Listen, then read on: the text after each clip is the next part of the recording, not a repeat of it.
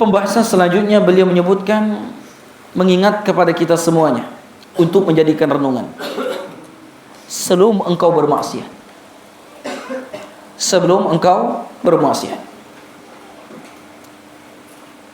Di sini beliau menyampaikan mengingatkan kepada kita semuanya dengan untaian nasihat sebagaimana beliau sampaikan di muqaddimah. Beliau sampaikan dengan rasa cinta kepada kita. Beliau mengatakan, wahai saudaraku yang aku cintai, perhatikanlah firman Allah Subhanahu wa taala. Tusabbihu lahus samawati sab'u wal ardu wa man fihin. Wa in min syai'in illa yusabbihu bihamdi. Walakin la tafqahu tasbihahum innahu kana haliman ghafura. Langit yang 7, bumi dan semua yang ada di dalamnya bertasbih kepada Allah. Dan tidak ada sesuatu pun yang melalaikan bertasbih dengan memujinya, tetapi kalian tidak mengerti tasbih mereka. Sesungguhnya Dia Maha Penyantun lagi Maha Pengampun. Selanjutnya beliau mengatakan, perhatikan juga firman Allah Subhanahu wa taala. Alam tara anna Allah yasjudu lahu man fis samawati wa man fil ard wasyamsu wal qamar wan nujum wal jibal wasyajar wad dawab wa katsirun minan nas wa katsirun haqqa 'alaihi al-'adzab wa may yahdillahu fama lahu min mukrim innallaha yaf'alu ma yasha innallaha yaf'alu ma yasha. Apakah kamu tidak mengetahui bahwa kepada Allah bersujud apa yang ada di langit, di bumi, matahari, bulan, bintang, gunung, pepohonan, binatang-binatang melata, dan sebagian besar dari manusia. Dan banyak di antara manusia yang telah ditetapkan azab atasnya. Dan barang siapa yang dihindari oleh Allah, maka tidak ada seorang pun yang memuliakannya. Sesungguhnya Allah berbuat apa yang Dia kehendakinya. Selanjutnya beliau mengatakan, subhanallah, seluruh makhluk bertasbih, memuliakan dan bersujud kepada Allah. Baik makhluk yang besar maupun yang kecil, semuanya bertasbih. Gunung yang besar bersujud, bintang yang berkilau bertasbih, dan binatang melata pun berzikir kepada Allah Ta'ala. Makhluk yang besar ini menundukkan kepadanya. Ia hinakan dirinya di hadapan Allah, mengakui karunia-Nya. Namun di dunia ini ada makhluk kecil yang tercipta dari air mani, namun durhaka. Padahal ketika ia berjalan di satu lembah, di sana ada makhluk Allah yang lain. Ia tinggalkan solat saat gunung-gunung dan pohon-pohon solat dan sujud kepada Allah Subhanahu wa ta'ala. Dia tidak memuji Allah, padahal makhluk sekiranya memuji dan berzikir kepada Allah Ta'ala, makhluk itu adalah manusia yang durhaka kepada Allah Ta'ala. Subhanallah, betapa tertipunya manusia, betapa dungunya, betapa hinanya di saat menyelidiki kebiasaan seluruh alam semesta yang sangat teratur ini. Saudaraku yang aku cintai, sebelum engkau bermaksiat, berpikir tentang kehinaan dan kefanan dunia ini. Pikirkanlah dampaknya. Pelaku maksiat sangat menderita. Mereka diazab dan menjalani berbagai macam kesulitan akibat maksiatnya. Mereka jarang tertawa dan sering menangis. Maksiat memberikan minuman khamar kepada pelakunya. Lalu mereka terkena racun sehingga mereka mabuk dan sulit meninggalkannya. Bahkan sampai ada yang mati dalam kemaksiatan karena terjebak di dalamnya. Sebelum engkau bermaksiat, berpikirlah bahwa akhirat itu abadi.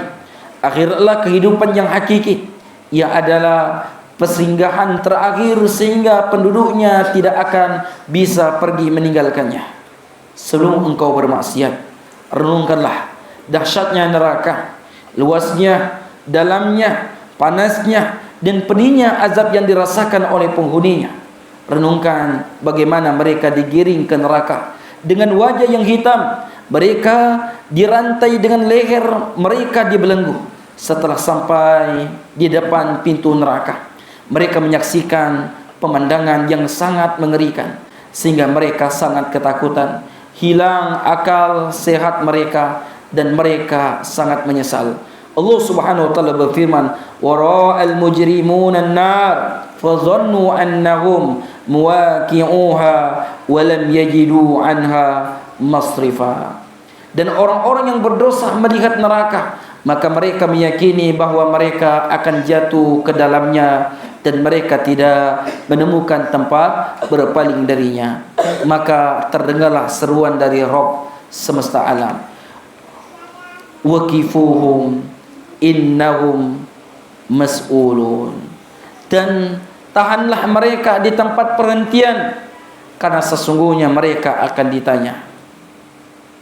Kemudian dikatakan kepada mereka, "Hadhihi an-nar allati kuntum biha tukadzibun afasihrun hadha am antum la tubsirun."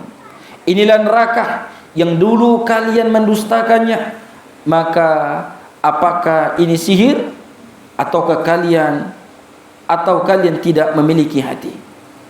Sebelum engkau bermaksiat, renungkanlah tentang penduduk neraka. Saat mereka diberi minum air yang sangat panas, mereka diseret dan dibakar seperti kayu bakar di dalam api neraka. Allah sebutkan di dalam surah Al-A'raf. Itulah seburuk-buruk alas tidur dan selimut. Dan jika mereka meminta air karena kehausan, maka kondisi tersebut Allah gambarkan di dalam Al-Quran. "Wa qulil haqq min rabbikum afaman syaa falyu'min wa man syaa falyakfur inna a'tadna lidh-dhalimina nara ahata bihim suradiquha wa idh yastaghithu yughathu bima'in kalmuhl yashil wujuh bi'sa syarabu wa sa'at murtafaqa." Dan katakanlah ya Muhammad, kebenaran itu datangnya dari Rabb kalian. Maka barang siapa yang ingin beriman, hendaklah ia beriman. Dan barang siapa yang ingin kafir, binasalah, biarlah ia kafir. Sesungguhnya kami telah sediakan bagi orang-orang yang zalim ini neraka yang gejolaknya mengepung mereka, dan jika mereka meminta minum, niscaya mereka akan diberi minum dengan air seperti besi yang mendidih, yang menghanguskan muka. Itulah minum yang paling buruk dan tempat istirahat yang paling jelek. Jika mereka minum, terurailah ususnya dan hancurlah seluruh isi perutnya. Minuman mereka adalah hamim, dan makanan mereka adalah zakum.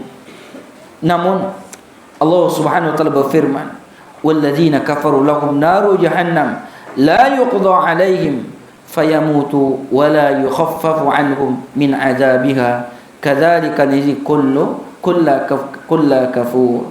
Dan orang-orang kafir, bagi mereka neraka jahanam, mereka tidak dibinasakan sehingga mereka mati, dan tidak pula diringankan dari mereka azabnya. Demikian kami membalas setiap orang-orang yang sangat kafir.